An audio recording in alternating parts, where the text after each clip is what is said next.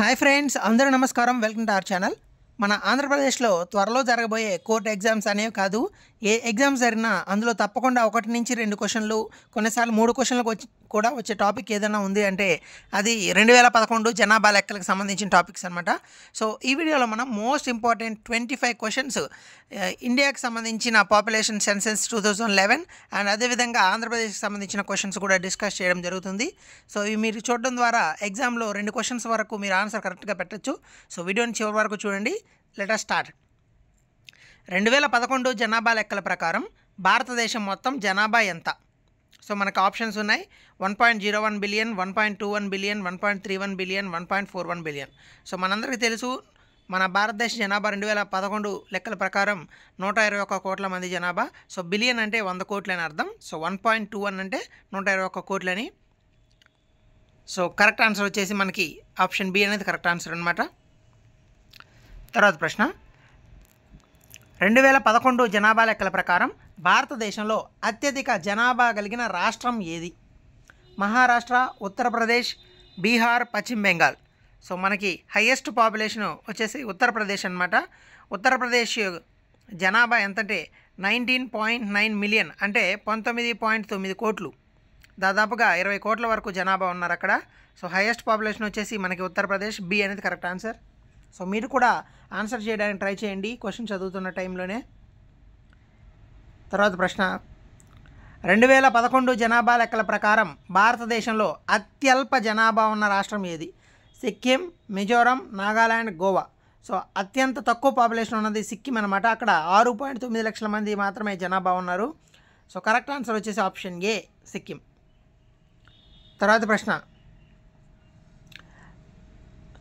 2001 నుండి 2011 వరకు భారతదేశ దశాబ్ద జనాభా పెరుగుదల రేటు ఎంత? 15.5, 17.7, 20.2, 22.5. 17.7 అనమాట. సో అది మన జనాభా పెరుగుదల రేటు ఈ దశాబ్దానికి సంబంధించి. 2001 నుండి 2011 వరకు జనాభా 17.7% పెరిగింది. సో ఆప్షన్ బి అనేది కరెక్ట్ ఆన్సర్. తర్వాత ప్రశ్న, సో మీరు ఆన్సర్ చేయడానికి ట్రై చేయాలని చెప్పేసి నేను ఆన్సర్ కనపడకుండా క్వశ్చన్ అనేది మీకు చదివి వినిపిస్తాను. 2011 జనాభా లెక్కల ప్రకారం భారతదేశంలో అత్యధిక జనసాంద్రత కలిగిన రాష్ట్రం ఏది? అంటే డెన్సిటీ ఎక్కువ ఎక్కడున్నారు? ఉత్తరప్రదేశ్, బీహార్, పశ్చిమ బెంగాల్, కేరళ. డెన్సిటీ అంటే తెలుసు కదా, ఒక ప్రమాణం, 1 కిలోమీటర్ ఇటు చూసుకున్న స్క్వేర్ కిలోమీటర్లు ఎంతమంది నివసిస్తున్నారు దాన్ని మనం జనసాంద్రత అంటాం. హైయెస్ట్ వచ్చేసి మనకి బీహార్ అనమాట. బీహార్లో 1106 మంది నివసిస్తున్నారు 1 స్క్వేర్ కిలోమీటర్కి. సో ఆప్షన్ బి అనేది కరెక్ట్ ఆన్సర్. తర్వాత ప్రశ్న,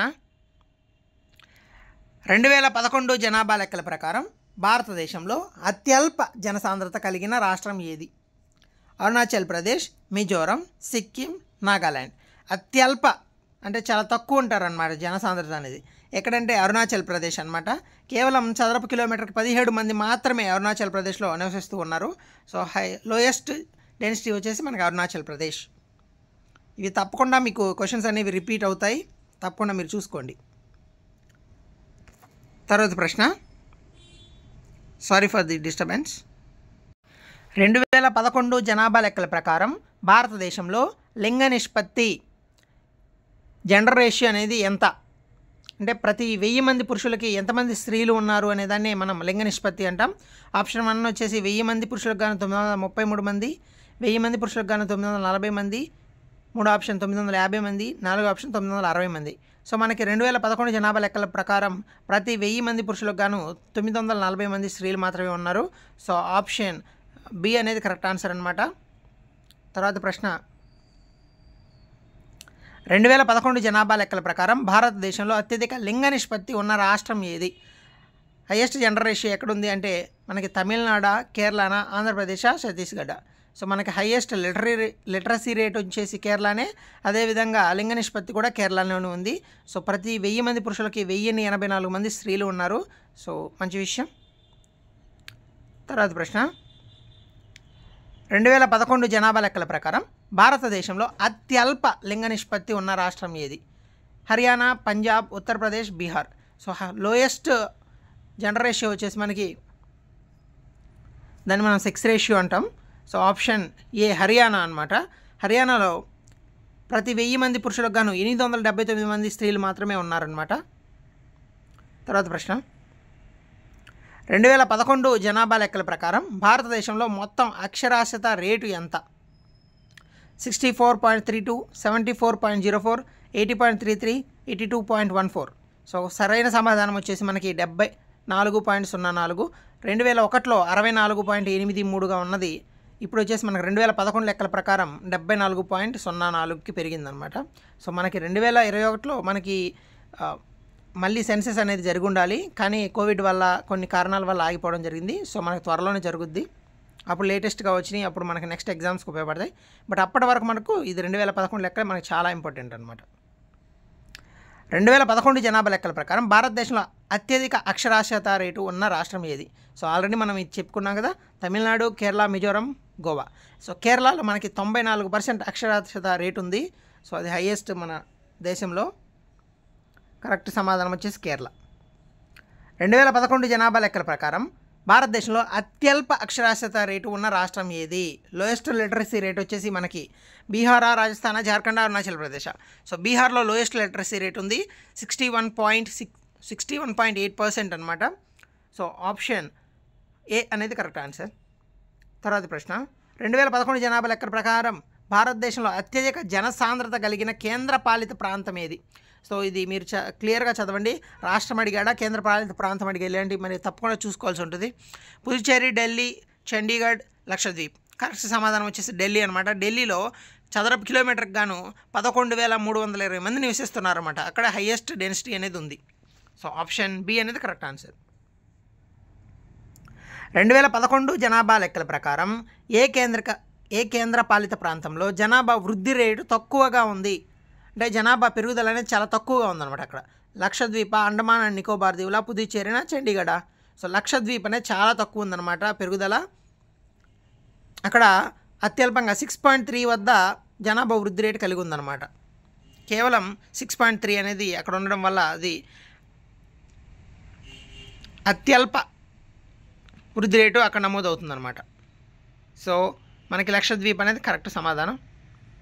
తర్వాత ప్రశ్న, 2011 జనాభా లెక్కల ప్రకారం భారతదేశ పట్టణ జనాభా శాతం ఎంత? అంటే ప్రతి 100 మందిలో ఎంతమంది పట్టణాల్లో నివసిస్తున్నారు అంటే 27.81, 31.16, 35.25, 40.12. సరైన సమాధానం వచ్చేసి 31.16. సో 2001లో 27.81గా ఉన్న పట్టణ జనాభా శాతం అనేది 2011లో 31.16. అంటే ప్రతి 100 మందికి ఒక 31 మంది పట్టణాల్లో నివసిస్తున్నారనమాట. లేటెస్ట్ లెక్కలు కానీ చూసుకున్నట్లయితే ఇంకా పెరుగుతుంది, పట్టణీకరణ అనేది ఎక్కువ జరుగుతుంది. కాబట్టి సరైన సమాధానం మనకి బి అనేది సరైన సమాధానం. 2011 జనాభా లెక్కల ప్రకారం సంపూర్ణ సంఖ్యలో అత్యధిక పట్టణ జనాభా ఉన్న రాష్ట్రం ఏది? సంపూర్ణ సంఖ్యలో అంటే ఏంటి?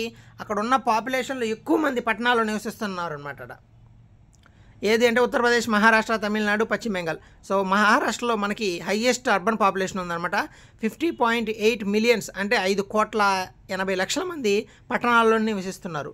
సో మహారాష్ట్ర అనేది సరైన సమాధానం. ఇక్కడ శాతం అడగలేదు, సో జనాభా మాత్రమే అడిగాడు. సో అది చూసుకోవాలి, శాతం అడుగుతున్నాడా, జనాభా అడుగుతున్నాడా. తర్వాత ప్రశ్న, 2011 జనాభా లెక్కల ప్రకారం గ్రామీణ జనాభా అత్యధిక శాతం, ఇక్కడ శాతం అడిగాడు, శాతం ఉన్న రాష్ట్రం ఏది? అంటే ప్రతి 100 మందిలో ఎక్కువ మంది, ప్రతి 100 మందికి కానీ ఎక్కువ మంది జనాభా గ్రామీణ ప్రాంతాల్లో జీవిస్తున్నారు అన్నమాట. ఎక్కడ? హిమాచల్ ప్రదేశ్, బీహార్, ఉత్తరప్రదేశ్, అస్సాం. హిమాచల్ ప్రదేశ్లో 100కి 90 మంది గ్రామీణ ప్రాంతాల్లోనే జీవిస్తున్నారు, 10 మంది మాత్రమే పట్టణాల్లో జీవిస్తున్నారు ప్రతి 100 మందికి గాను. సో మనకు సరైన సమాధానం హిమాచల్ ప్రదేశ్. తర్వాత ప్రశ్న, 2011 జనాభా లెక్కల ప్రకారం అత్యధిక జనాభా వృద్ధి రేటు కలిగిన రాష్ట్రం ఏది? వృద్ధి రేటు అంటే ప్రతి 100 మంది ఉన్నారనుకోండి, వృద్ధి రేటు 27.95 ఉందనుకుంటాం. అంటే 100 మంది ఉన్నోళ్ళు నెక్స్ట్ ఇయర్ కల్లా మనకి 120 మంది అయిపోతున్నారు. అదనమాట వృద్ధి రేటు అంటే. సో బీహారా, మేఘాలయనా, ఉత్తరప్రదేశ్, మహారాష్ట్రనా? మేఘాలయ అనేది సరైన సమాధానం. మనకి మేఘాలయలో అత్యధిక జనాభా వృద్ధి రేటు 27.95గా ఉందన్నమాట. అక్కడ బాగా జనాభా అనేది పెరుగుదల జరుగుతూ ఉంది. తర్వాత ప్రశ్న, 2011 జనాభా లెక్కల ప్రకారం ఏ రాష్ట్రం ప్రతికూల జనాభా వృద్ధి రేటుని కలిగి ఉంది? ప్రతికూల జనాభా వృద్ధి రేటు అంటే జనాభా తగ్గుతున్నారనమాట. అక్కడ పెరగాల్సింది పోయి తగ్గుతున్నారు. కేరళనా, నాగాలాండా, గోవానా, తమిళనాడు. సో నాగాలాండ్లో -0.58 ప్రతికూల జనాభా వృద్ధి రేటు నమోదు చేస్తుంది. అంటే ఇప్పుడు 100 మంది ఉన్న వాళ్ళు నెక్స్ట్ ఇయర్కి 99 మందే ఉంటున్నారనమాట. ఆ నెక్స్ట్ ఇయర్ 90, ఇలా తగ్గిపోతూ ఉంది పాపులేషన్ అనేది. సో -0.58 అనేది ప్రతికూల వృద్ధి రేటు అనమాట. అది ఎక్కడంటే నాగాలాండ్. 2011 జనాభా లెక్కల ప్రకారం భారతదేశం మొత్తం జనాభాలో షెడ్యూల్ తెగలు ఎస్టీ, షెడ్యూల్ తెగలు అంటే ఎస్టీ అని, షెడ్యూల్ కులాలు అంటే ఎస్సీ అని, శాతం తెగల శాతం ఎంత అన్నాడు. 6.5%, 8.6%, 10.2%, 12.5%. సో మనకి 8.6% అనేది కరెక్ట్ ఆన్సర్ అనమాట. 2011లో భారతదేశ జనాభాలో షెడ్యూల్ తెగలు 8.6% ఉన్నారు. ప్రతి 100 మందికి గాను 8.6 మంది ఉన్నారనమాట. సో మనకు ఆంధ్రప్రదేశ్కి సంబంధించి కొన్ని ఇంపార్టెంట్స్ చూద్దాం. 2011 జనాభా లెక్కల ప్రకారం ఆంధ్రప్రదేశ్ మొత్తం జనాభా ఎంత? సో అప్పుడు మనం ఆంధ్రప్రదేశ్ అనేది కంబైన్డ్గా ఉన్నది కదా, తెలంగాణ ఆంధ్రప్రదేశ్ 2011లో. సో అప్పుడు చూసుకున్నట్లయితే మన జనాభా ఎంత? 7.2 crores, 8.46, 9.12, 10.21. సో సరైన సమాధానం 8.46. 8,46,00,000 మంది ఉన్నారనమాట 2011లో. ఇప్పుడు మనం విడిపోయాం కాబట్టి మన పాపులేషన్ అనేది తక్కువ ఉంటుంది. సో 2011 జనాభా లెక్కల ప్రకారం ఆంధ్రప్రదేశ్లో లింగ నిష్పత్తి ఎంత, సెక్స్ రేషియో ఎంత అని అడుగుతున్నారు. 1000 మందికి 979 మంది, 1000 మందికి 993 మంది, 1000 మందికి గాను 1008 మంది, 1000 మందికి గాను 1021. సరైన సమాధానం వచ్చేసి 993 అనమాట. 1000 మందికి గాను 993 మంది మహిళలు మన రాష్ట్రంలో అయితే ఉన్నారనమాట. 2011 జనాభా లెక్కల ప్రకారం ఆంధ్రప్రదేశ్ అక్షరాస్యత రేటు ఎంత? 67.02, 74.04, 80.33, 85.12. సో మనకు సరైన సమాధానం 67.02. మామూలుగా అయితే కరెక్ట్ ఆన్సర్ వచ్చేసి 67.67 అనమాట అది. కానీ మనకి ఆప్షన్లో అది లేనప్పుడు ఏంటంటే దగ్గరగా ఉన్నదాన్ని పెట్టాలన్నమాట. సో ఇక్కడ ఇచ్చిన దాంట్లో మనకి 67.02 అనేది దగ్గరగా ఉంది కదా, సో అదే పెట్టాలి. చిన్న చిన్న కొంచెం చేంజ్ ఉండొచ్చు, కానీ మీరు కరెక్ట్గా నెంబర్ అంటే 67.67 అనేది కరెక్ట్. 2011 జనాభా లెక్కల ప్రకారం ఆంధ్రప్రదేశ్లో పట్టణ జనాభా శాతం ఎంత? పట్టణ జనాభా ఎంతమంది కాదు, శాతం. అంటే ప్రతి 100 మందిలో పట్టణాల్లో ఎంతమంది ఉంటున్నారంటే 29.6 మంది, అంటే దాదాపు 30 మంది ఉంటున్నారనమాట. సో సరైన సమాధానం మనకి 29.6%. తర్వాత ప్రశ్న, 2011 జనాభా లెక్కల ప్రకారం ఆంధ్రప్రదేశ్ జనసాంద్రత ఎంత? ఆంధ్రప్రదేశ్ జనసాంద్రత అంటే ఒక స్క్వేర్ కిలోమీటర్లు ఆంధ్రప్రదేశ్లో ఎంతమంది నివసిస్తున్నారు అంటే 308, 382, 555, 860. 308 అనేది సరైన సమాధానం అన్నమాట. మన జనసాంద్రత వచ్చేసి 308. సో ఈ వీడియో మీరు ఇక్కడి వరకు చూసారంటే మీకు ఈ వీడియో ఖచ్చితంగా ఇంపార్టెంట్ అండ్ విధంగా మీకు నచ్చి ఉంటుందని నేను అనుకుంటున్నాను. సో నెక్స్ట్ ఎటువంటి టాపిక్స్ చేయాలి, మీకు ఏ టాపిక్స్ అయితే మీకు యూస్ఫుల్గా ఉంటుందనేది కూడా కామెంట్ చేయండి తప్పకుండా. సో దీనికి సంబంధించిన పీడిఎఫ్ అనేది మన టెలిగ్రామ్ ఛానల్లో పోస్ట్ చేస్తాను. టెలిగ్రామ్ ఛానల్లో జాయిన్ అవ్వండి, మీకు లింక్ డిస్క్రిప్షన్లో దొరుకుతుంది. సో వీడియోస్ ఆల్రెడీ కూడా కొన్ని చేయడం జరిగింది. నెక్స్ట్ ఎటువంటి వీడియోస్ రావాలనేది సో మీరు చేసే లైక్ అండ్ కామెంట్ని బట్టి ఉంటుంది అనమాట. వీడియో మీకు నచ్చింది అనుకుంటున్నాను. Thank you so much. ఏమైనా తప్పులుంటే క్షమించండి. సో ఇంప్రూవ్ చేయడానికి ట్రై చేస్తాను. Thank you.